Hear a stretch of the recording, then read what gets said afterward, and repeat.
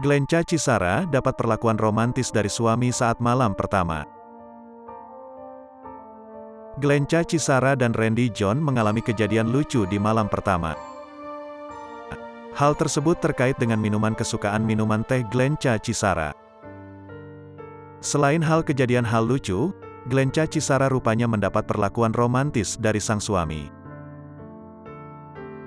Dilansir dari channel YouTube Glenca Cisara mengunggah sebuah video yang memperlihatkan momen kebersamaan Glenca Cisara dan Randy John usai menikah, Selasa, tanggal 22 November tahun 2022.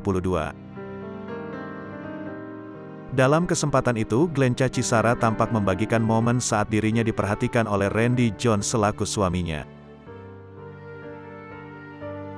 Saat itu Glenca Cisara memperlihatkan Randy John yang tengah menyiapkan teh untuk dirinya. Bukan tanpa sebab Randy John merasa bahwa dirinya harus memperhatikan Glenca selaku istrinya yang tengah lelah usai menjalani proses acara pernikahan mereka. "Jadi aku mau buatin teh buat istri, karena dia capek seharian kemarin jadi aku mau memberikan perhatian biar dia tetap senang," ucap Randy John. "Mau buat apa emangnya?" tanya Glenca. "Mau setrika?" nanya lagi. "Ya bikin teh," ucap Randy tertawa.